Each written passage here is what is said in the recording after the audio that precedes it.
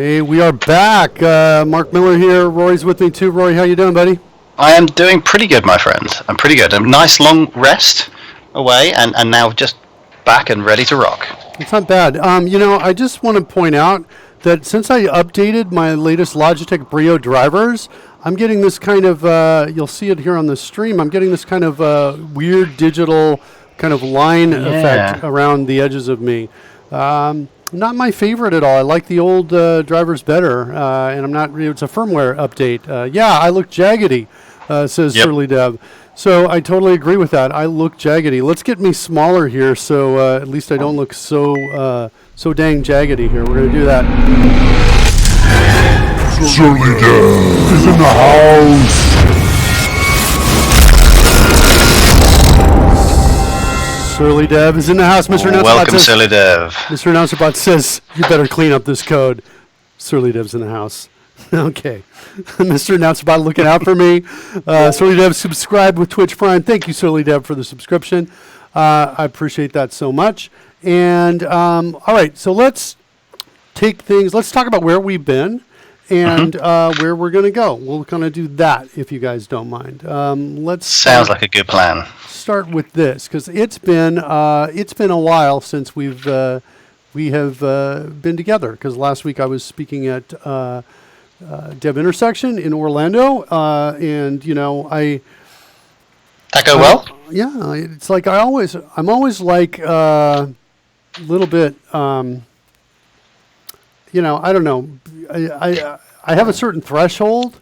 And like inevitably, things happen like whatever, I don't get enough sleep or, something else distracting occurs. But when I meet that threshold at the end, I'm like, all right, cool. Excellent. Michael Jolly just says Taco Tuesday. Why don't we have the piece for Michael Jolly plan? That's a good question. That's a really good question. I wonder why that is. What did you present? I presented Science of Great UI, 3 parts. I did the part 1, which is efficiency in thought and motion, and part 2 is essentially design like a pro, and part 3 is metrics in the business case. So some cool kinds of combos there. I'm a little bit worried though. Michael's here, and sour cream must have spoiled, and his piece isn't playing. Noise, says Surly Dev. I'm not sure what's going on here. Sour cream must have spoiled on there. I know I can, manually get you here, Michael. There you go. On a white background. We've never seen that before. Michael Jolly is in the house. Yeah, see, the sour cream's not spoiled. All right, so I'll just show you what's happened over the weekend. Made some changes in response to gameplay requests. First of all, you'll see up there in the background it says waiting for player data to be initialized. That means I've got to come over here and click this button. Basically what's happening is we're waiting for the load to occur. Once the load's occurred, I can come in here and send this over. The reason why is SignalArt apparently doesn't load up till the very end. Certainly Dev says I had to go do stuff in real life 3 days last week. Yeah. So anyway, sort of says weekend week. Yeah. There might have been some coding over at Dev Intersection too. Initialize player data. Actually, I did not do much though. Initialize player data. So when I click this is going to send over some player data for the game. So that's going to send over. It's going to send over the characters and their attributes. Their attributes which affect things like skill checks and roles. The biggest thing that we did is the ability to be able. I say we. It's really me, but I say we. It's collectively because the dungeon master is saying here's what we want to do. If I come in, for example, and I say let's do an athletics check. And I say for everyone, we can now come in here, click this, and we should see 4 die coming out for all the players. And that's the athletic check. And Ava's the only one who passed it with a 12. Shima, Willie, and Merkin all failed. Notice Merkin got a spectacular 0 on that last attempt. The -1 and the +3 that you see here. Oh, Karen is, what are you doing? Oh, you're I'm the only one who passed.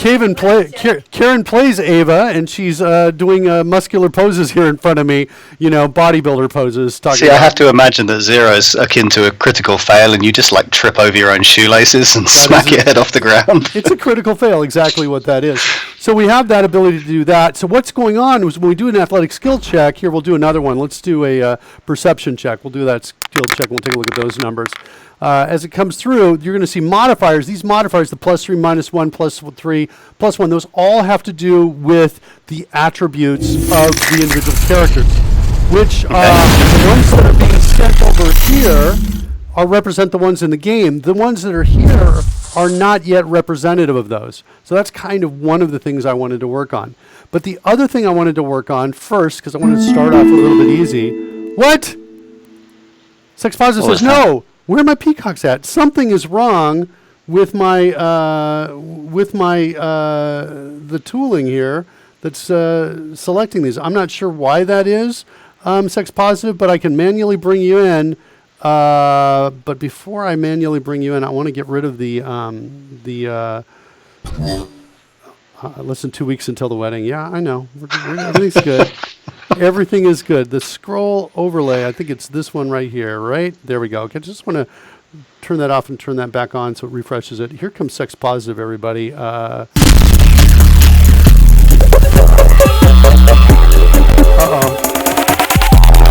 Oh, whoa.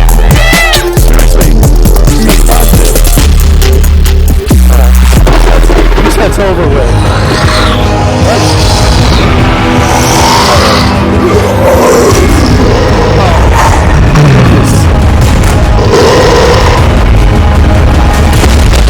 Whoa! Just in time. Jeez.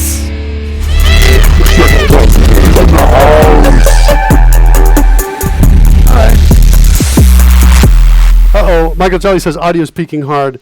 Wah, wah, wah, wah. I think I can turn it down.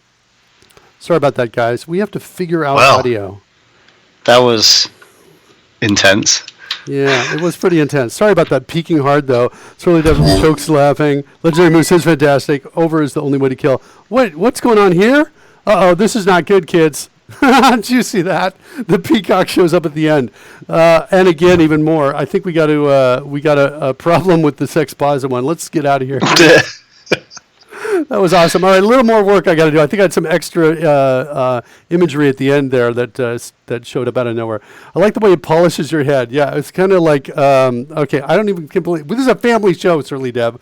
All right, let's stay focused on the code, shall we? All right. So what I want to do, let me show you this. I'm going to go over, I'm going to do another skill check for perception. And I want you to watch the rectangle around this. See the rectangle?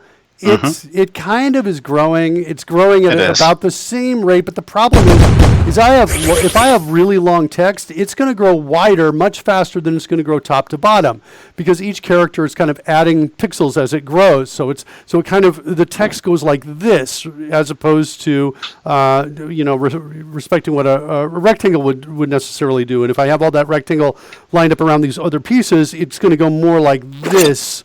Then it's going to go like that. It's not going to keep its aspect ratio. Yeah. Sex Positive says, "Are you kidding me?" Possibly thinks it's an egg. Serious shade. Yeah. Okay. Sex Positive. Are you kidding me? That's kind of like how that would go. Are you kidding me? Something like that. All right. So what else do we have here? We've got our nameplates that are coming up over the top as well. Where's nameplates are nice.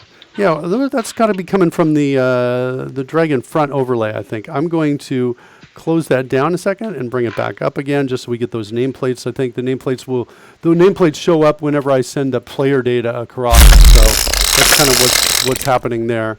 What is coming out of my butt and 8 years later? I don't know. It's like some pheromones or something like that. It's like, little plus love hearts or something. I don't know. Wow, she says. That is so long. Well, to be fair, there was an ending piece there that apparently needed to be cut off, so we'll cut off that. All right, we're going to focus on. We're going to get going and focus on this. We're going to try to figure out why our in-the-house fanfares aren't playing either. That might be a nice thing to take a look at. In fact, let's go set a breakpoint somewhere in that place right now, just in case we get somebody else coming in here. Why would that not be working? That's over in Mr. Announcer Bot. Over here. It's interesting because the first one did. Surly Dev's one did show up precisely when he was typing. Yeah. It was only Sex Positive one. Well, actually, no, you're right. It was Michael Jolly's one did not either. Yeah. Yeah. So are we just auto marking all of them when Surly's one came across? Moo didn't have his or her either. Yeah, that's interesting. Yeah, I'm not sure what's going on there. Yeah, that's right. I was like, at first, I think we noticed it after Moo came in. All right, so handle user fanfare. Why isn't this being called? I just saw chat on message received. Are we not even getting in here? Let's say hello. We're not even getting this breakpoint. Why aren't we getting this breakpoint? I think we have to restart things is what I think we have to do. Let's do that. Let's restart. So we've got a reset command as well. Or do you want to actually just restart the debug environment as well? The reset isn't going to solve this problem. Yeah. That's what I'm thinking. Yeah, it certainly does. Is the first in the chat has the only intro for the show? No, I don't think so. I think what feels like what happened is we're not even getting this on message received is being called. I've got a breakpoint here. Our Twitch client is not apparently working, and I'm not sure why that is. So I think a restart's going to solve that problem. We could try that, I suppose, and work our way through all of that again. But before I do that, let's, yeah, I guess we have to because we've got, this breakpoint's not working. So let's go ahead and do that. We'll kill everything. Here comes the kill command, killing Chrome. That's all shut down.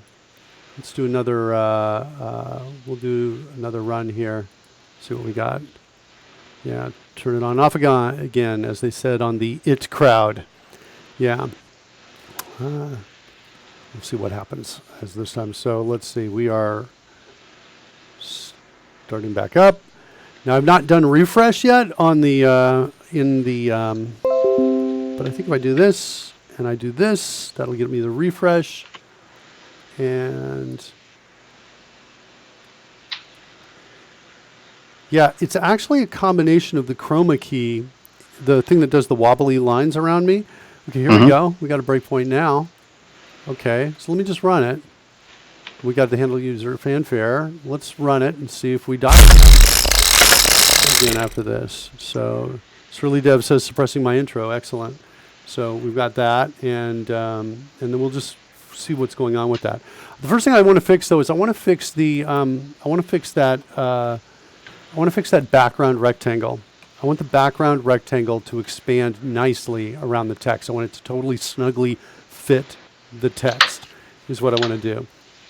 So I've got some ideas on how I'm going to do that. Let's go take a look at that code while it's loading up. How was your weekend, by the way, Rory? Not bad. Just general relaxation. It was quite nice. Did you celebrate Father's Day over there like we do? Yeah, well, in theory.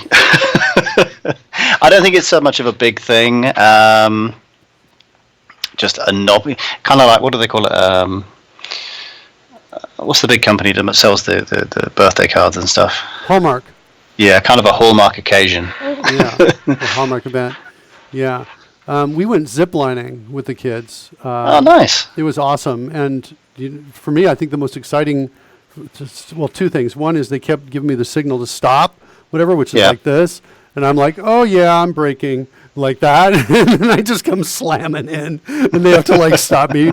I actually got like some parallel lines of burns on my knee because I swung up so high up to the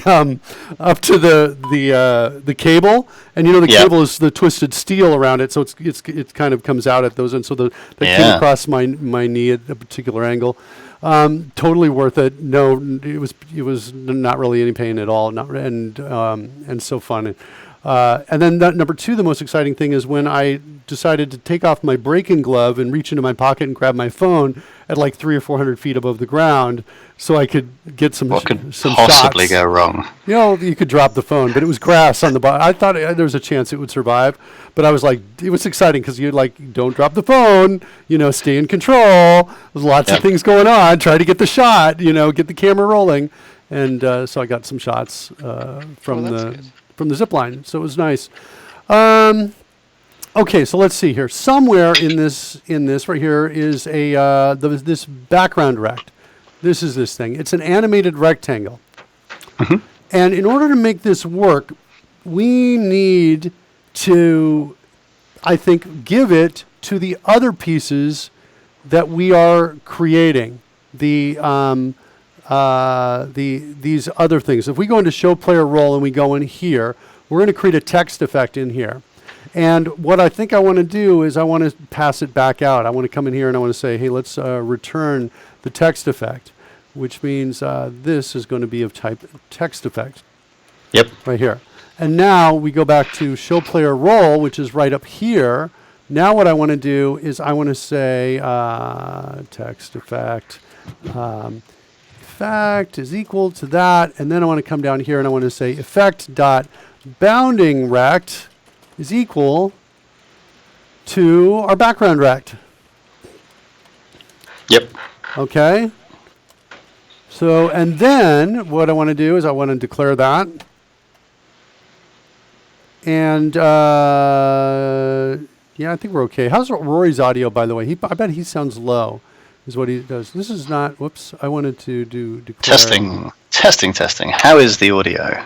Let me not write C# for a second, and then we'll write JavaScript. JavaScript, TypeScript, since we're in. Hey. Ooh. Michael Jolly is in the house. Just gently. There we go. Gotta get it right there. Okay, cool. And then I need a let right here. That's my problem, I think, and then that should work, right? Okay, and then that dot bounding rect. Let's go declare bounding rect inside of there, and let's go take a look at that declaration. And I think it's okay. And I think then we want to do this. We want the wonders of wonders. He's in the house. Master of the universe. You can believe he's not straight butter. Move over, Shirley Peacock. He's not no taco eating Barbie doll. Ladies and gentlemen, hide your keyboards because Will Bennett is in the house. I like the subtle way in which everybody kind of comes into the show. It's nice. So it says, Mr. Moo, over to you. So it looks like it's working. I don't know why did we fail all of a sudden? It felt like it was a signal R kind of thing, but I had no explanation for it, no reason for it, and no way to know for sure because we're not like hooking into errors and things like that. So, True. So welcome, Will. Glad to have you with us. Okay, so now what I want to do in the rendering here somewhere, we need to do a measure text on this. So right about here is probably what we need to do. We need to see how big it is. Yep. Figure out its right and left. Maybe it's. Oh yeah. Yeah, it's a little tricky based on text alignment. Right, because depending on what the alignment is, the baseline and everything like that, its dimensions, its rectangle is going to move and shift. So you're concerned about the fact that the text is growing and maybe the rectangle isn't going to grow sufficiently to still display everything. It's going to start clipping at the edge. It does in fact clip at the edge. In fact, if I jump over here, we'll do this real quickly here.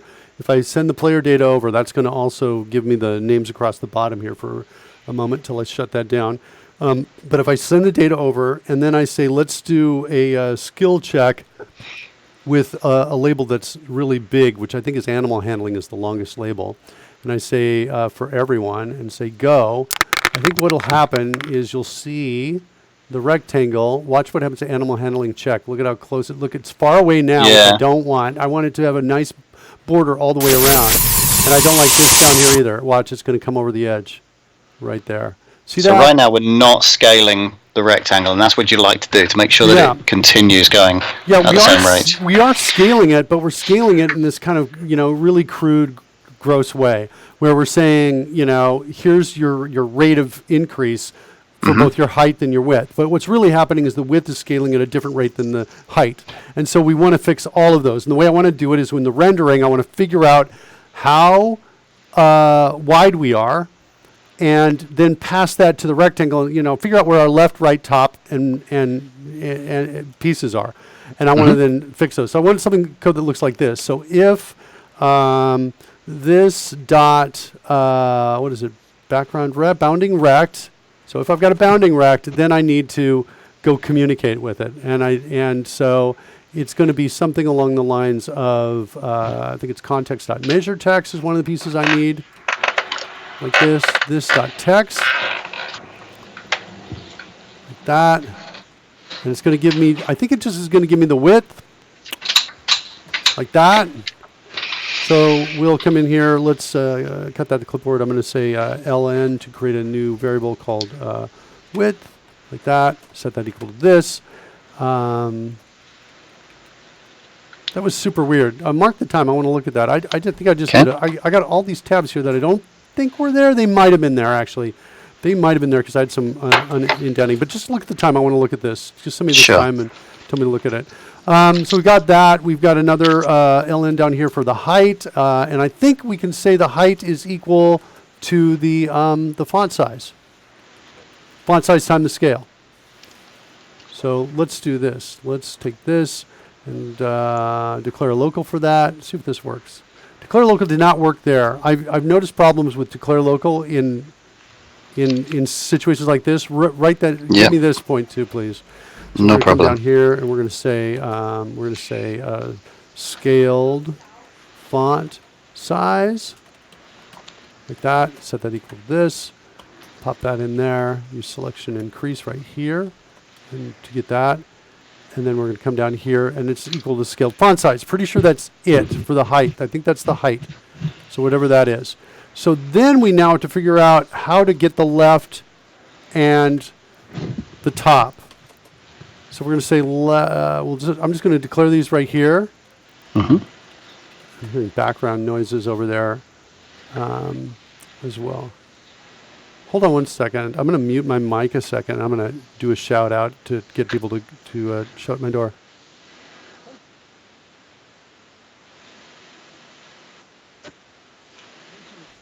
All right. I think that worked.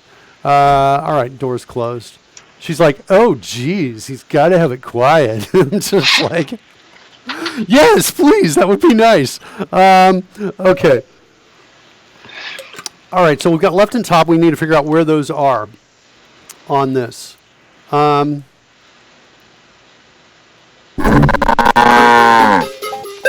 did have to get kicked.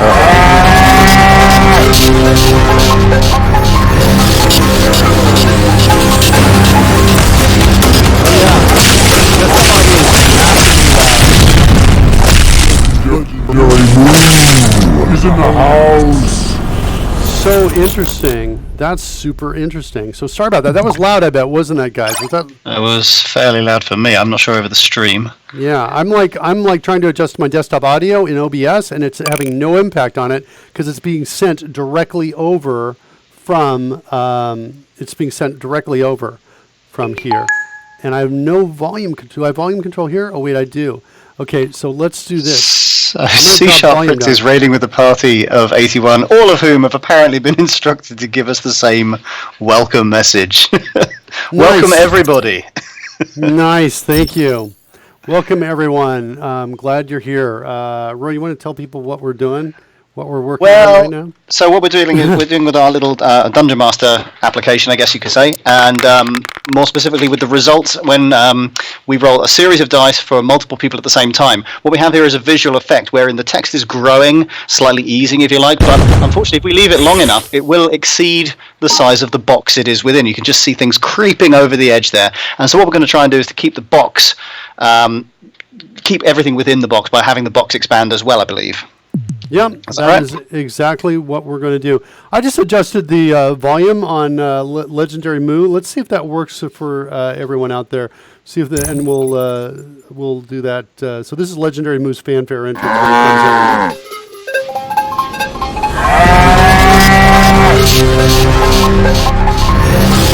Is that better?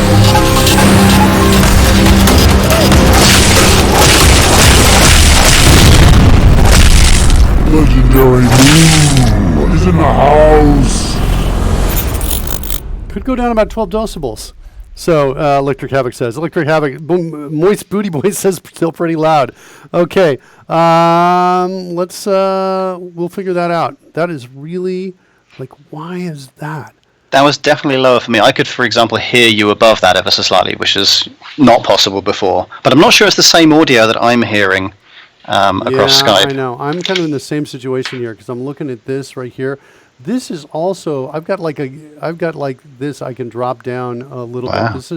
This is my I think my desktop here, lower but 3.6 above your voice max. Yeah, we're gonna have to do some testing on this without live humans or animals on the other side of this thing. At this point, I think the volume is no longer an issue. No hearing, no problems. Okay, all right, cool, Hugo. Says Hugo. And by the way, notice Hugo got in without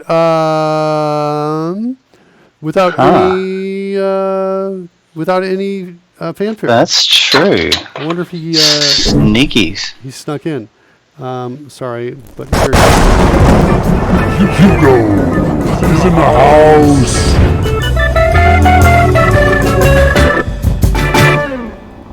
Yeah, we'll see. We'll figure this out. Okay, so we're working on die rolling, and we're working on this right now. We're working on this piece right here. So if I do another skill check and come out here, the background rectangle around here doesn't look great. I want it to totally expand with the text, but the text is expanding at different rates, and there might be something longer or something shorter. So I basically want to come in and say, okay, look, here's the boundaries of the thing that's there, and here's the example we're talking about right here, where the text goes outside of it even. I want to let me do that one more time. Just I want it to not only expand as needed, but I also want it. Whoops, did I do that right? No, I think I hit the wrong thing. Tab. Okay, here we go. I want it to. We got a bonus roll because somebody rolled a 20. This is an art game. If you roll a 20, you get a second die roll on a skill check. So you can get like up to a 40 plus your modifier. So pretty good. So at the start of it too, and this border down here, I want to fix this. I want to get all of this so that this rectangle totally fits all the pieces inside. So that's what I'm looking for there. So I think we basically need to, so we're going through the bounding rect of the text. We're trying to figure out the width, height, top, and left. We've got width and height, pretty confident about these two numbers. The left of the text and the top depend on the text align and the text baseline, what those are. So, for example, if you're centering, it's, and wait. Yeah, that's right. It is going to do that. So I was just thinking, what about, these are all over the place, but we've got the X and Y's right here, so we're good. We're going to calculate everything relative to that. So we basically are going to do something like this, I think. I would say if this dot text align equals left, right? Then we're going to say left is equal to this dot x. Is that fair to say? I think it is. Yes, Yeah. it is. Okay. Then I'm going to say else if text align is equal to. Can you give me the text align constants, Rory? Can you look those up for me? Sure, I think yeah. I've got left, center, and right. I'm going to say this is equal to this dot x minus width divided by 2. This is essentially CSS, yeah? Yep. Those values. I think So we have that's what we're center, doing. left, right, we have justify. Okay, so we're going to say justify. I'm going to keep with this one too, or it's equal to justify. I think that's it. Double We've check got my initial phone. and inherit, but I believe they're special cases. Okay, and so now if the left is, if it's right justified, it's equal to this plus this dot x minus width is what's happening, because we're lining it up, that x point, it's all going to be right aligned to that x point right there. So left is going to be this dot x minus width. Okay, I feel good about those. Those are not bad. Now we need to do a similar set for the text baseline. Can you look those up for me? Text This baseline. Text baseline equals, and the I know like middle and top, I think, are what we've got. Some options are some of the options we've got. Hold on. We've got top, bottom, middle, alphabetic, and hanging. Okay, Yalda Bahut asks why you have the box. It looks nicer without it, and the reason why is because there's going to be a scroll in the background. There might be dice in the background. We don't have control of the background color. And so what we're doing is we're kind of putting a semi-translucent box over it that's about the same color as the scroll color because we don't have control of the background color. So we're trying to just get control so we have good contrast because it doesn't always look nice. We could have maybe something dark in the background, something bright, or a combination, that sort of thing. That's why we're doing that. Effectively provides a baseline in order to put those colors on top. So no matter what's in the background, we sort of neutralize things. Yeah. Could you please try wrapping the selections to add a try-catch or try-catch finally block in C#? I think mine isn't working properly. Yeah, we can do that. So sometimes we get a question on CodeRushed. In order to do that, I'm going to need to have a breakpoint here. So let's put a breakpoint there. Send a message out into the chat room. Yo, do I get my breakpoint? Oh, I'm not getting it. So we've lost this. There's got to be an error somewhere. Something's disconnecting, yeah. Yeah, something is disconnecting. Let's see if there are. Do we have? Tempt. See, no drone either. And that was working earlier. Oh, jeez, really? What is going on here? A wait time is 0 or less. That's no. Then we're saving a bunch of data. I don't see any error messages here. Here's where I would expect to see them. I think we looks like we need to hook some error messages to see what's going on. What's really odd is I don't think I've changed any of this code in this area down here. So I have no sense of why this would happen. I don't have a sense yet of why we have a disconnect. Okay, so what else? Can you not scale the whole container? And the answer is no, SQL Mr. Magoo. We cannot. In fact, what you're seeing is we're actually scaling the whole container here. It actually is growing, but because the other pieces are growing, here, I'll do it again. Watch where it starts. I'll mark it with the mouse right there. So see, it's scaling too. So it is scaling, but much slower. Yeah, and it's also scaling this way not enough and this way too much, right? And so to figure out relatively what those are really depends. I believe this is the calculation I did in my head. Came up with it has to do with the number of letters that you have. Because each letter is expanding by a certain percentage. So if I have like 1 letter, it's only going to expand by that percentage. But if I have 10 letters, it's going to expand by 10 times that percentage. That's kind of what I did in my head, at least, and I don't know. At this moment in time, it still feels like it's likely to be true. So what I want to do instead is I want to just get it to fit. Is what I wanted to do. I want to get it fit it right around. What's this, Rebecca? What are you saying about T, C, or F for different? So SQL Dev was asking about the specific ways in which you can do selection embedding for a try-catch finally block. He was confirming the mechanism by which you do it. So essentially, yes, you highlight some text and you tap either T, C, or F for do you want a basic try-catch or a try-catch finally or a try-catch. There's one other variation I can't remember. Right now, I'm going to set a breakpoint over here because this, I bet I get a breakpoint. If I come over here and do a check over here, there, I'm at my breakpoint. Okay, cool. So the question is, how do I get that selection embedding to work? Well, one of the things you want to do is you want to go into CodeRushed Setup Wizard. I'm pretty sure it's an option in the Setup Wizard. Hold on, it showed up on my main monitor. Let me bring over here. Where's my selection embedding? Come on, whoops. There we go, that was it. One key selection embedding. So you want this turned on here, enable one key embedding shortcuts. Once that's turned on, you can select something like this and just hit like the letter F to embed it and try finally, and then you're down here ready to write the finally code. That's what we're talking about. Or I hit undo and I hit a letter C. I got to try catch, undo. I think letter T is going to give me a try catch finally. Yeah, like that. There might be others too. I used to have a wait cursor with a W. No, I don't have that anymore. That was more for not for WPF, but for WinForms. Got a B for brace, don't we? Oh yeah, B for braces there. Particularly nice, that one. Yeah, so if I want to add braces around something, I just do that, and then and that does it. I can also use CodeRushed to do that too. CodeRushed menu to add braces if I want to do that. Okay, so all right, so back over into I think dice layers where we want to be, or is it text effects? No, it's text effects is where I think we were. So we're over here. So we're going down here. If we're in the middle, then we want to say top is equal to this dot y minus height divided by 2, like that. And I think I want to kind of mirror the what I've got up here. So we'll do top first. So if we're top, then it's equal to this dot y. Else, if we are if it's middle, and then the last one must be bottom. Right? Yep. And that's going to be... This is for your baseline. So we do actually have, I don't know if this is appropriate here, but we also have alphabetic and hanging, but I believe that's effectively for, well, let's see if I'm understanding this correctly. So if you set the top of the text, it is relative to a line, so that all of the text goes underneath that line, or the line is at the top of the text. Equally, the bottom has the line underneath all of the text. Middle has it embedded across the middle. Alphabetic allows for things like a P or a Y to hang underneath, and hanging has the entirety of the text hanging directly off the line. So it's very similar to top, but not quite. You want to send us a link to what you're looking at, Rory? I wonder if this is necessarily the same thing here. I'll pop it in the chat room there.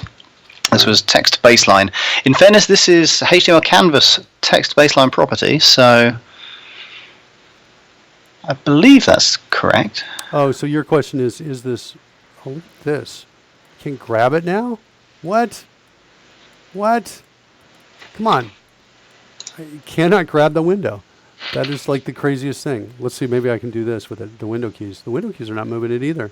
Can I close it? Okay, well that's like about one of the craziest things I've ever seen. Let's try clicking the link one more time. And is it gonna, okay, good.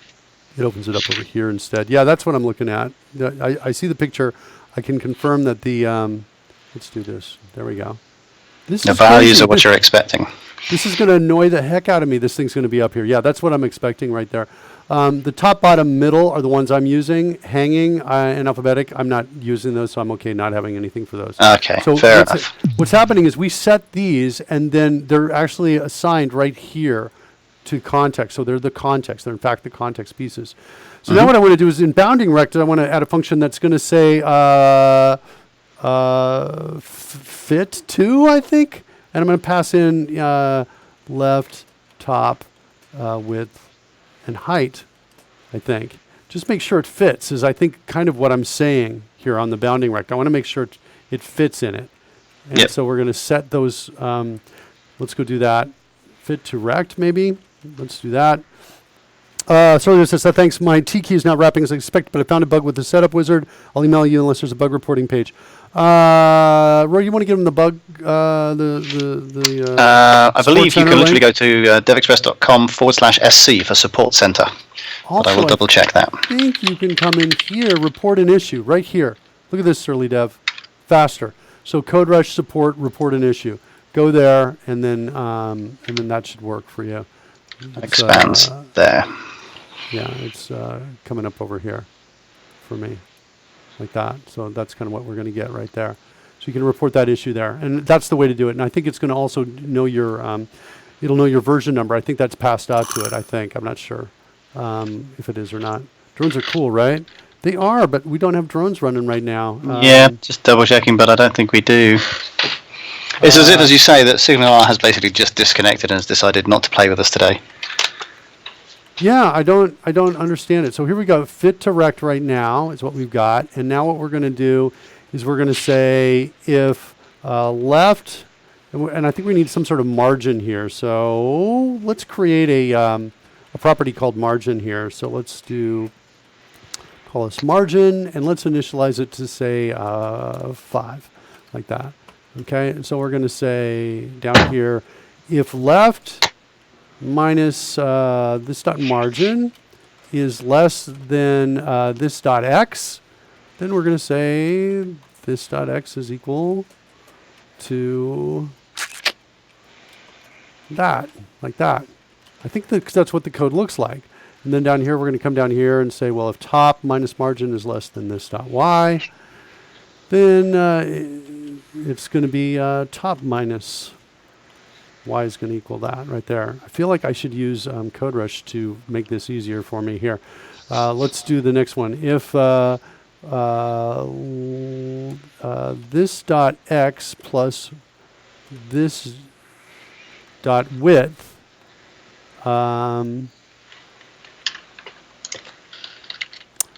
is if this dot x plus this dot width is greater than left plus width, or is it fair to say that the left is going to be set and I just need to actually compare the width? If the width is greater, if this dot width plus this dot margin, wait, hold on. plus this margin times 2. All right, if this width is less than that, sorry, okay, then we're going to set it equal to that. I think that's fair to say. And then let's come down here and say if this dot height is less than height, plus this dot margin to do this dot height is equal to that. So there's my fit to rect. So there, I feel like that's going to do it. The only other thing I got to do is I got to make sure that the scale of this doesn't animate. And so, because right now it's animating that scale, so it's just going to get bigger.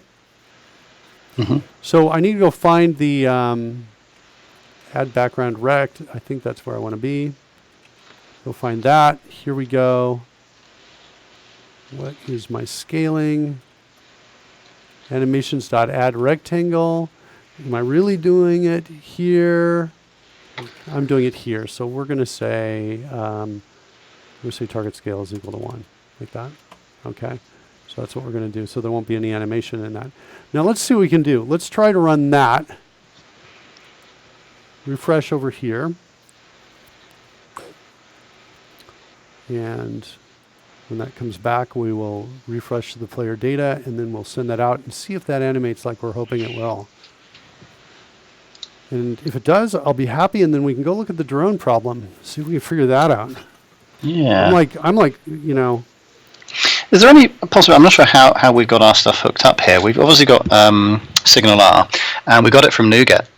Do we have it set to in any way update on the basis of a build or anything like that? So we might have a new version that we weren't aware of and that is maybe malfunctioning or needs to work different? I don't know. Because as you say, you've not changed much in the way of code, but the library itself, perhaps? Yeah, in fact, I've got source tree here. I didn't check in for today because I was running a little bit late. But there's it's all in Overlay Manager. There's nothing in Mr. Announcer Bot and or in the lower level core pieces. This is the D&D core. That's just for the Dungeons and Dragons game. But there's nothing else in the lower level core. Nothing was changed since. And this is, I think, for a week here is what I think this is. So, okay, I've got the die roller. Let's do a skill check and see what we got here. Absolutely not. Oh, wait. I think I know what's going on. We've stopped it increasing at all. Well, no, we gave it a large size. It's going to start working once this gets big enough. I see. I think. Let's just confirm that so we can do a test. Let's do animal handling because that's one of the longer ones. And we'll take a look at that. See what happens as it gets big. Please work. Please. Did not work. All right. Okay. But I reckon that box isn't growing even slightly now, whereas it was before. Yeah, so one change worked. The others did not, apparently, is what it looks like. So we need to set some breakpoints and debug this is what I think we need to do. Let's go look into add background rect is here. Bounding rect is equal to that. If this dot bounding rect, so I kind of think I want a breakpoint here. Is what I think I want.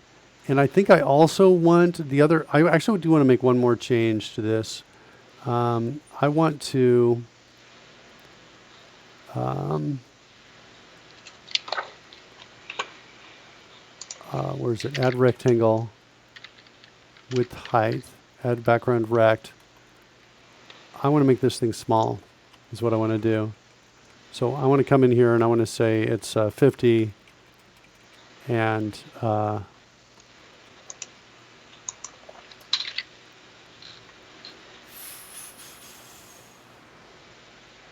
let's just take this out and say 50 again. Okay, I'll put that in there as a comment. We'll just make that small enough to hopefully just, well, we're going to see it not work now, but at least we'll have a breakpoint on here. We can take a look at that. Let's see, what's happening in the chat room over here. I missed a couple things. There's some interesting discussions on measurements of letters and how particular characters seem to be a good idea when you're measuring sort of for a default or an assumed width. So you pick a W or an M because again they're wider than most characters, but obviously things like an I are going to have quite narrow fields. So depending on how exactly you're doing your measurements or your presumption of characters versus increase of, yeah, a monospace font is obviously going to be slightly different, but yeah. By the way, you have tweening now. These animations can be much simpler. That's why there's a measurement unit called M's. Yeah, they can be, well, we can certainly do the tween stuff on it and make it all fit. I don't think the context.measure text of m.width is a good approximation because you're saying, so you're basically saying the width of an m in most fonts is equal to its height. It sounds like what you're saying. That's interesting. But I'm pretty sure the font height is actually what it is. That's what I recall from other things that we've been doing. Instead of trying to make the box bigger, why not start with the smaller text? No, I want the box to be smaller, but I want it to fit it is what I wanted to do. So let's do a refresh on what we've done so far. Set a breakpoint because this is unlikely to work because I haven't done anything yet. That would explain a change. Get that to refresh. Let's get our drag and front overlay. We'll remove that. Let's do one other thing, just in case. I'm going to take the drone game here, and I'm going to refresh the cache here, because this still might work. The drones might work even though the fanfare isn't, because the drones aren't controlled by Mr. Announcer Bot. They're controlled by the overlay bot, which is the second bot that's out there. So we'll try that and see if the drones work after we do this.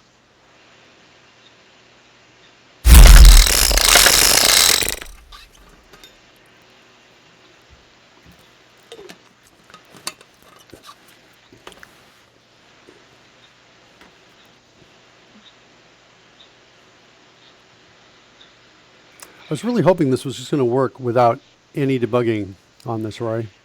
Yeah. I had like one of those. I have an unjustified optimistic feeling. There we go. We refresh. Let's send the player data to it. Okay, there it's been sent. Let's do the animal handling skill check, and then we'll verify that it doesn't grow like we're expecting, or we've got the breakpoint. Fine. So we'll come in here and we'll see what we've got here for these. We've got a width of 304, height of 45, top and left. Let's figure out the left is at 40 and the top is at 80. So now we've got fit to rack to call in here. So let's see if this code is decent. Left minus margin. So we've got left is at 40. Okay, that could explain it. All right, I think we're okay. If this width, yeah, I don't like this. It's because it's really the right. We got to check the right. This code is not right. So let's look at this. This dot x plus this dot width is less than left plus width plus margin times 2. Then we're going to say this dot width is equal to left plus width plus this margin minus 2 minus this dot x. That's what I think that is right there. Let's take that logic and duplicate it. And now we have, whoops, we want to change our x to a y. There and there. And then, so we have lefts to tops. Left to top. Like couple of them. And linked, nice. And then I think that's it right there. If that logic was, the first one was correct, the logic on the bottom one should be correct. So there, now we're setting a new left. So before the left was 50, now we're setting a new width. Now the width is 314. Good. Before the height was 140. Okay, so we're good here. So we're basically seeing what the bottom is on this. So these parameters would really be better if they were left top and left top, bottom, and right. But let's try another skill check and see what happens without the breakpoint. Do I have the breakpoint in there? Oh, we got to refresh. We have to refresh there. And do we have drone abilities? I was just wondering that myself. We do not. It would appear not. Yeah, I'm like a little bewildered on that. I think it's a restart is what it is. Let's get this working and we'll do a restart on it. When you want to work without debugging, the strangest bugs happen, says Renee77. Yeah, I would agree with that. What's interesting, let's see if the other signal R stuff, let's see if I can move the clock. I can move the clock remotely. So it's chat room stuff that's yeah. the In other issue. words, yeah, this app's fine. This app, I'm able to send things. I bet if I started clicking on these, we would see scene changes and animations. All that's working too, right? What is going on? Kneecapping of the chat room. I don't know what it is. Let me just turn that off for a second, turn it back on. All right, let's send our data over. Players, there's my data. Here comes my skill check with animal handling. And what do we got this time? Do we have a breakpoint? Okay, that's a little out to start with. Okay, no, it's totally working. But look, guess what? We didn't link up the title. The title is a piece that we need to link up elsewhere. It looks like it's totally working. I just need to get that title linked up. Let's go get the title linked up. And I think I want to drop the font size of that anyway. So that's over in Dice Layer here somewhere. Let's see if we can find our way through to this right here. Add rectangle. Add background rect. We're getting closer. Here we go. Now where's that title? This. Title is here. Text effect. Guess who wants to return that? I do. Which means this is going to return a text effect right here. Mm-hmm. All right, now I'm feeling pretty good about this. This is like, it really isn't so bad, Text effect, title, like that is equal to this. And then I want to say title dot, what is it? What did I call it? Bounding rect. Why don't I see that? Oh, I know why, because guess what? Guess who's trying to do C# here, right here? That's me. Okay, title dot bounding rect, right there, is equal to background rect. Okay, that's that. And then I want to... Wait, what's going on here? You can't I have two pass it. titles. You got two things with the title. I've got Yep. two titles. Right? Title effect. Title effect, yeah, thanks. I was like, okay, all right. And then let's go in here. Where's my scale set on this? Add text. Is add text scale? New text effect. Scale set in the constructor. Is that what I'm doing? You were doing it in an Font add size. line Font immediately size underneath. is here. The font size is there. So I'm just going to change the font size when we get out of it. So I'm going to come right in here and I'm going to say this dot font size. Font size, there it is right there. And I'm going to set that equal to 15. I'm going to drop it down a little bit. Okay, let's go refresh this. And I think it's going to be beautiful. All right. Here's the link I found. I don't think it's the original one I read, though. Let's see what we've got here. Calculate text height.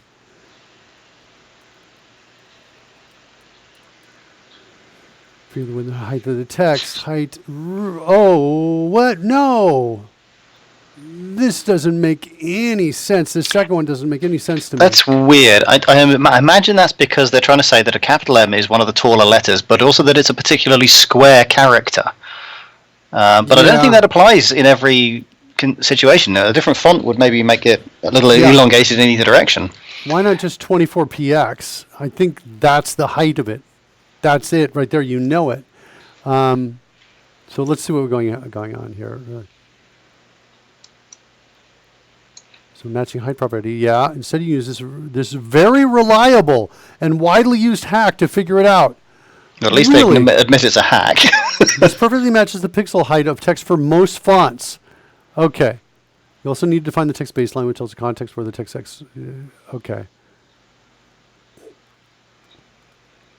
Wow.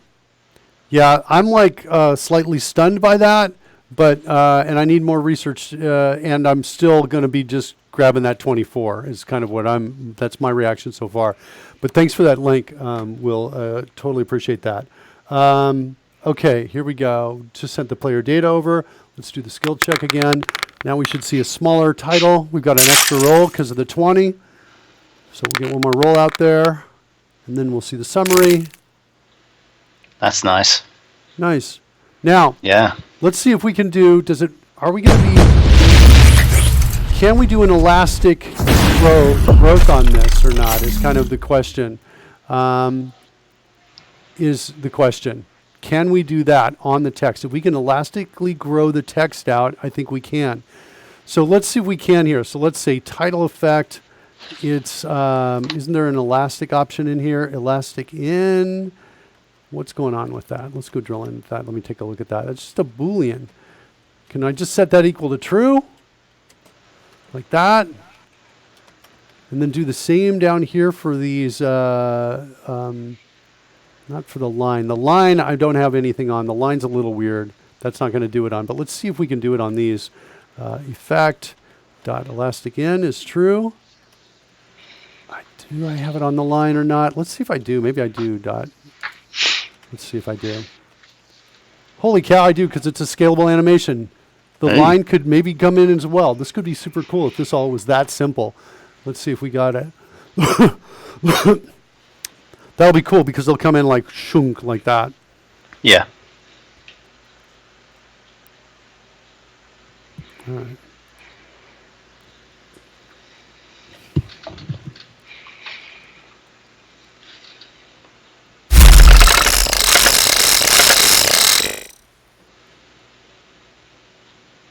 So we're waiting for player data to be initialized.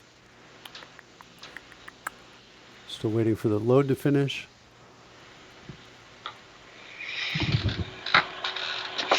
It's the waiting that'll kill you.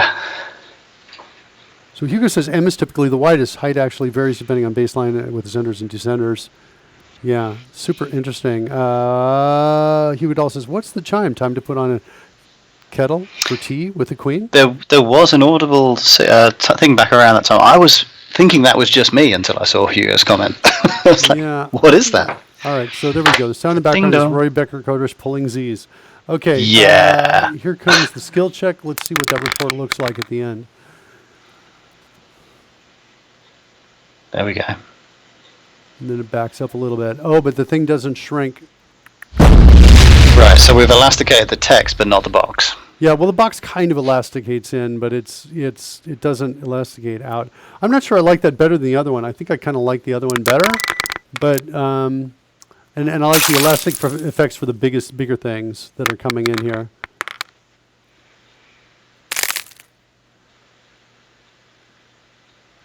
Yeah, I don't like the dropping back, so we can undo that. But it's looks like the line width here is a little short. That red line. What's going on with that? How am I calculating that animated line here? Yeah, I just hard coding it.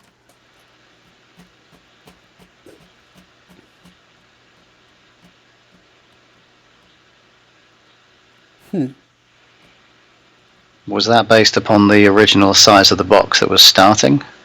Yeah, that's kind of what it was. I'm trying to figure out the best way to do this. I don't have a great answer to this problem because the line is, we sometimes add it, sometimes don't. If everybody succeeds, there's, I think, no line. It's only if there's failure we draw a line at the top and put everybody's name.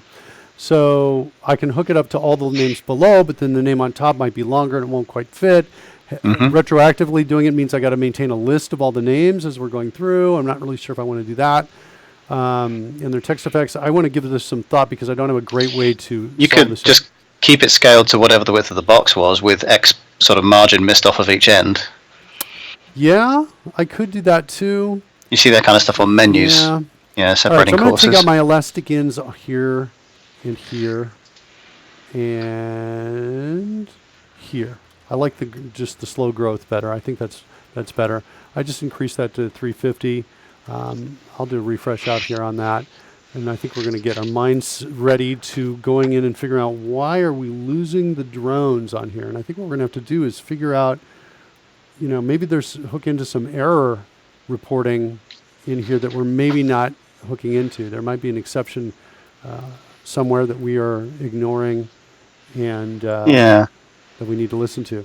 I think I'm also going to just restart. That's what I'm going to do as well. So, all right. Okay, that's refreshed. Let's send the player data over. Here's the player data. Okay, so here's what the final looks like. Here's the skill check for animal handling. Got a bonus roll.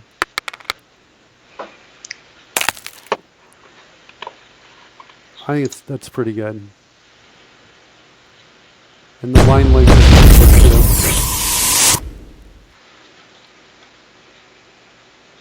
too. Okay. All right, so that's good. The other thing that's happening now, by the way, is that's going in the history. So everything we just good rolled stuff. is right here. So we can see those last 4 rolls all just came in there. Looks like got a display problem here, a size problem here. Let's take a look at that, because I think I can fix that now while we're running. Let's go look at the designer for this. And let's go to the history page. Jump to XAML element. Stream. And it's this problem. Is that my problem? Do I need to change that to like 100? That's my problem. Okay. Let's take it 120. Oh, we've even got the AM. Let's go to 130. Okay, cool. All right. So that's cool. So now we have the exact seconds. So you can see there's the seconds of the roll are right there, right behind me. Coming up there. Okay. That's good for all those characters who might challenge what actually happened in the past. So there's a record of it now. Yeah, I agree with that. There's that. And this is, I right now it's just storing text, but I kind of want to store additional data so I can have kind of a detail view of that role or of that event, whatever it is. But I don't have that yet, but that sounds like kind of a fun thing to add in the future, something that checks to see what the type of the data is, and based on that switches the UI based on what that data type is. So that's kind of fun. Okay, so this is good. Let's shut everything down and let's figure out why our drones are dying. See if we can solve that problem. So one option is, as we sort of said, there's a communication issue going on, perhaps of some kind. That's either going to be Signal R, but it could also be, conceivably, a back-end thing on Twitch that is not allowing our system to read from the chat room. I don't know. I really don't know. It's like, it's really that yes, I think you could be totally right on that. Let me kill every instance of Chrome that's running, because I got to do that to do a restart. Let's do one more restart. Yeah, we can call it a data template, asks Hugo. Let's do it. We're going to do that. We're going to invent something. It'll be awesome. Or we could use WPF and use what's already in there. I'm dismayed with the sounds, how hard it is to get good feedback on the sounds, Rory. Oh, by the way, Rory, I need to record with you on Thursday. Can you make that? Yeah, that should be fine. We need to record an introduction to CodeRushed. I want to create a getting started with CodeRushed video. Cool. So let's do that. Surly Deb says anything is possible today. Google Calendar is giving 4 of 4s today, so it could be Twitch's fault. Yeah, I don't know. I'm like, I have no explanation for it. Let's. Hugo is in the house. Right, kids, we restarted. So That's the first one. How's the audio on that, guys? You can give us some feedback on that. Loud over Skype, but otherwise, who knows? Surely is in the house. I'm going to drop Surly Dev's volume down as well. Drop it down 20%. Here come the pumpkins. Yeah, we're replaying the intros because we restarted everything here. Yeah, damn right I'm here. Let's go. Looks like we're reloading and refreshing. I'm a little early. Looks like the drones may work here as we. I heard the launch, but that's coming out of right here, I think. I think we've got a spaceship somewhere up in here. Let's mute that site for a little bit there. Mute that one, and wait for ours to load here. So there we go. Ours just finished loading there. I'm gonna. Here I am. Kill the dragon overlay there. All right. So look, volume effects is a bit louder than says Renee 77. So the volume effects on the drones go around. All right. Well, with that going at least, let's move on to part 2. Rory, do you need to leave, buddy? By the way. I think I probably do. Yeah, I'm just waiting for a lift, and I think I just see them arriving. So, Fantastic. Well, we've got the text sorted out. The bug certainly at the moment is unreproducible. But they disconnect.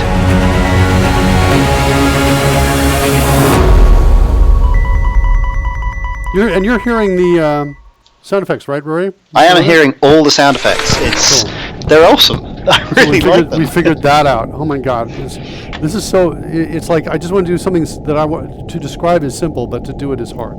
Yes. But we figured that out. All right, so we got you at least hearing the sound effects, and we just got to get the volume levels set so people don't have their ears blasted out.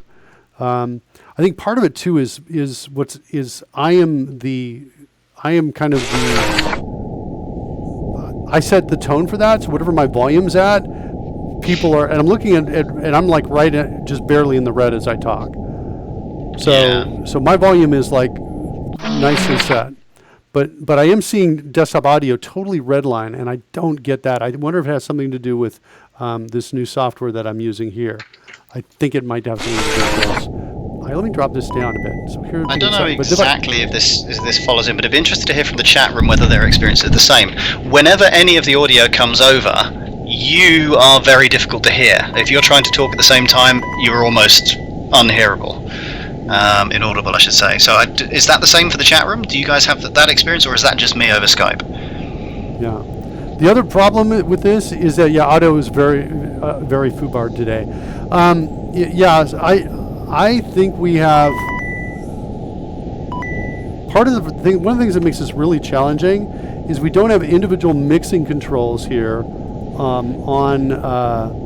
we don't have individual mixing controls on Skype versus desktop sounds that I'm aware of here. Hugo Dahl confirms, yes, Mark's voice gets washed out when audio effects are playing. Yes, sound effects overrule Mark's voice. So you're basically silent when one of those intros is playing. Okay, so I am going to cut out. I'm going to uninstall Voicemeeter and for tomorrow's show, because we've got Skype all the way up. So this is all hitting desktop. We don't have a way of mixing desktop except for here, right? And so I've got Rory way up. I could take some of these pieces down, but the one piece I can't control is OBS. So OBS is, and we're going to have to do some tests, I think, Rory, outside of this. So all right. So Rory, we'll see you tomorrow. Yes, indeed. And thanks so much for hanging out with us. I totally appreciate it. No trouble, my friend. I will catch up with you tomorrow. All right, cool. All right. So the next thing I want to look at is this data here. It's been a long time since we've done this. Roy's voice is fine. Good. Glad to hear that. So I'm not sure if I'm going to write any code or if I'm going to just research and look at what I have to do to make it work. So at the very least, we're going to start that part. And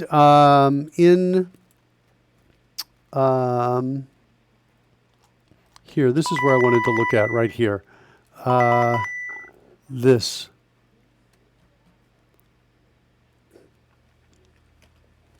Let's do this. Let's set a breakpoint like here. And let's trigger the breakpoint by clicking here. And what I really want to do, I think, is I want a field out here that we're going to call players, I think is what we're going to call it. Like that. And I'm just going to do that. Hold on, I'm going to copy this to the clipboard. I'm going to get rid of this. And then I'm going to say, I'm going to change this up a little bit. I want to say if if players is equal to null, like that. Rory's voice is much better now. Then we'll initialize it. Then I'm just going to do a kind of a hack here to rename this and then delete this line of code right there. And so let's come back up over here. And then we're going to say F10, that. And now we've got players successfully out here in this space. And then the next thing I want to do is I want to look at what the heck am I doing? Because this has been months, I think, almost since I created these. When I first created these tabs up here, I think we've got, do we have anything with the actual name tab. Whoops, I'm sorry. I need to go in here and say now tab players. Okay, tab item. So, and then character sheets. Interesting. I want to dynamically create these. Like I want to do them right now is what I want to do. I think I'm still at the breakpoint. I'm going to run because I think you guys, your commands might be stopped while I'm at the breakpoint. And just get you to run and be able to control for a second, but I'm going to hit that breakpoint again, I think. Yeah, let's do it right now. So I'm going to go and send that data in again one more time. And now I want to come in and I'm going to say, call it build, build player tabs. Like that is what I want to call it. So let's declare that. Declare method. There it is. And dot children. Nope. Tabs. What is it? Content. It can't be content. What are my tabs? What is it? Let's do control options. Do hierarchy. Not working. Is it? Let me write this down. Hold on a sec. I want to get my time here. 11:11, so it's about 1:11 into it. One more time. Control options. H for hierarchy. Expecting to see the tabs hierarchy, tab players. It's out here. Yeah, are they tab items? Did I just not see that? Is it items? There it is. I think that's it. Dot clear. All right, so let's just do that and run and see what happens. And cool. So step one, we did this right there. Okay, so we cleared out all those tabs, which is, I think, not bad.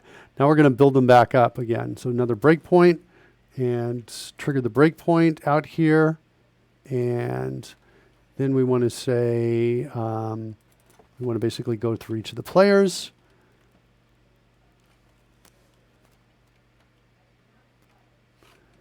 And then, so let's do this for each character. We'll call this player. That in players. Then we're going to say, new. What is it? Tab item. I think is what it is. And there's my tab item. Let's just double check what we're doing over here in the XAML. There it is. And so the tab item dot header is equal to player.name. Like that. Okay, let's just run that. See what we got. Oh, we didn't add it, so we got to do it again. Let's do it again, break in here. Then we're going to say tab players dot items dot add, and it's going to be the tab item. Like that. Let's run that. Okay. Not bad, but guess who's not clearing out? And we've got the same characters again and again, adding multiple times. So let's do one more time on this. It's happening in players is the problem here. We're adding them right here in this line. So what I want to do is I want to clear it. Set a breakpoint there. Come over here. This dot players dot clear. That. Let's run it, and now we should have just 4. There we go, we've got them. Those are our players in player order. Good. All right, now let's build the pieces underneath them. So we'll do that next. Let's go look at the XAML. What's happening in the XAML? We've got a grid, and then inside the grid with a background color, and we're inside that we're creating a character sheet piece right here. Let me just copy this code as a sample. We'll come out here. Oh, got to set a breakpoint before we can work on it. So we'll trigger it again. Here we go. And, oops. So paste that in there so we've got that that we can mess with.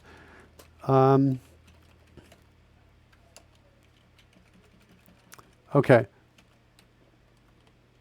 Whoops, I don't want it here. I want it down inside build player tabs here. Okay, so next we're going to add a grid. So we'll say new grid. Whoops, come on. New grid. Declare local on that grid. And then we're going to say grid dot background. And I think we got to do something like this. New, come on. Come on. New solid color brush of color. Dot, do I have from hex?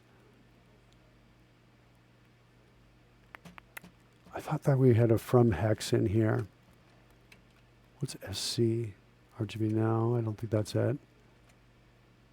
I just want it from string or something like that. Yeah, I don't think I see it here. All right, so we'll do from, I guess, RGB.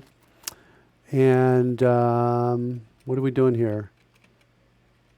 E5, E5, so it's like this gray background, E5.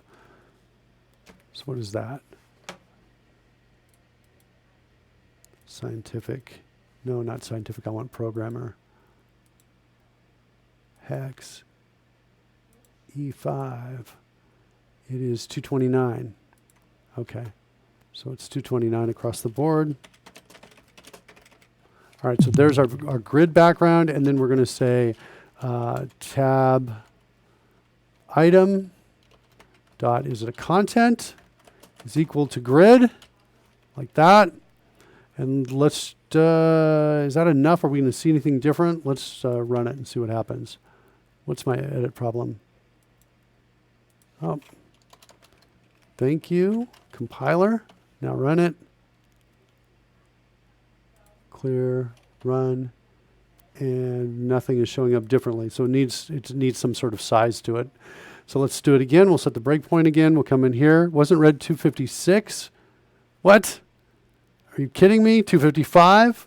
No, I when I was looking at the XAML, it's FF E5, E5. It's this gray color right up here. It's E5, E5 all the way across the board. Here's what we're currently doing. Yeah, no, I agree with you. That's, Andre Amaris says 25500 is equal to red. Yeah, I'm not sure what Will is asking about. Then we got to add a character sheet to it is what we need to do. So let's go do that. And let's clear our breakpoint here. Go back into here. Then we're going to say new. Why is that? I'm not happy with that. Character sheets. Like that. Use CodeRush's declare local to declare that new piece right there. Character sheets. Then we've got a couple events on that. Oh, it's right below me here. So let's see what we've got here. Got a page changed event that we need to hook up to that. So that dot page changed plus equals character sheets page changed. I think I can reference this, the one that already is here. Character sheets page changed. That one. That's what I want to hook up to it. And then I want to say, I'm just going to take this and copy it because it's going to be a little faster to do it this way here.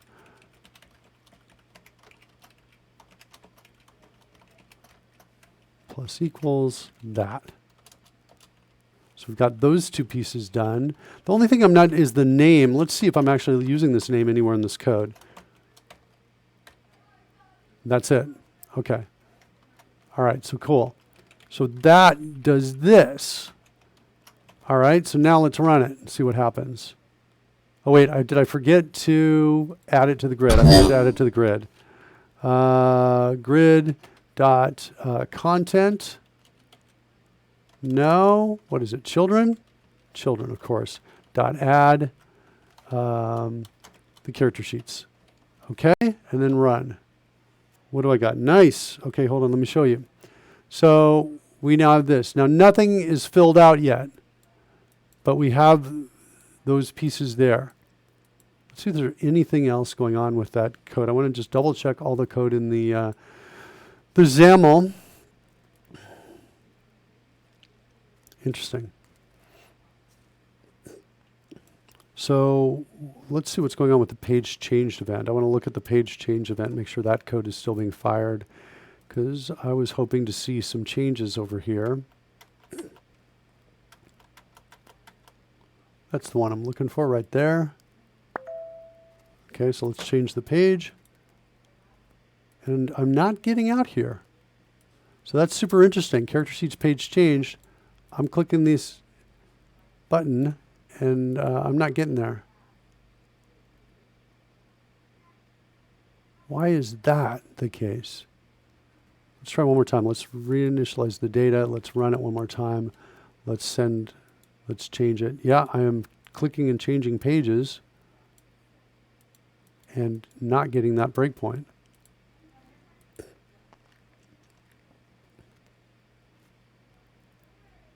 Oh, wait, no, hold on. I know what's going on. That's for when I click here. Hold on, that's for when I click these. Now I'm gonna get it. Got it. Okay, handle character changed. What's going on there? That's character changed. Is that character sheet really gonna be able to know when that happens? I'm not sure.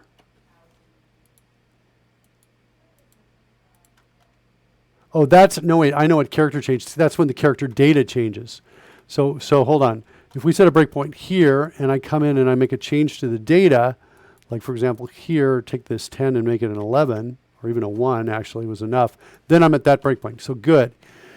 Now, what's going on with the page tab control player change? What's going on here? Whoops, come on. Where's this hooked up? It's right there. So I should get that no matter what. Let's set a breakpoint there and see what happens when I click and change this. I do get the event. Okay, good.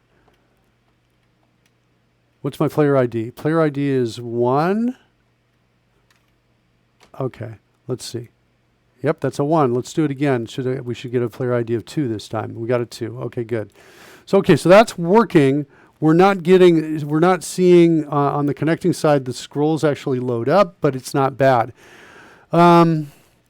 The next thing, and I think I want to stop right there is what I think I want to do. The next thing I want to do is I want to fill this data out based on the player data that we're putting in here.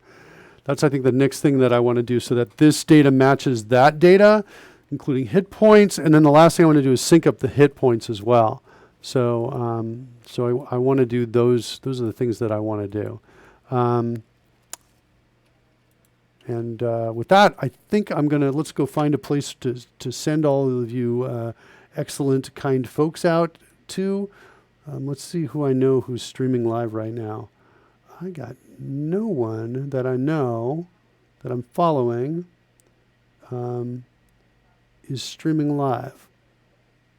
We got some older stuff. What do you guys have a suggestion in terms of where to go?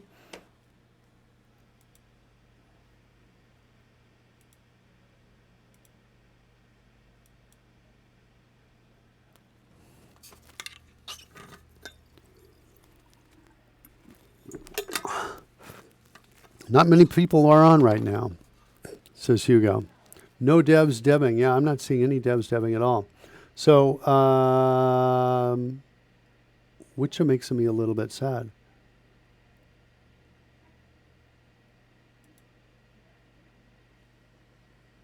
Looks like you're right. ARGB. Yeah, says Will Bennett.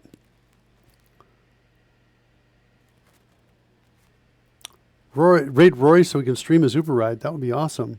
We can totally do that. Yeah, I'm seeing nothing out there. All right, well, kids, I'm sorry to say that. We're going to just let you guys go. I want to say thanks to everybody. Thanks to Rory. Thanks, folks, bearing with us on trying to figure out the audio on there, getting that audio, trying to nail that correctly. I appreciate that. Thanks for the help in the chat room, Will Bennett. Thanks as usual for the links. Great stuff. And Andres, is it Andre Amaris? Is that how I'm pronouncing your name? Am I getting that right? Is the S kind of silent in that? Bryn Pien is out there as well. Bryn Pien is out there. everybody have a great Tuesday, and we will see you tomorrow.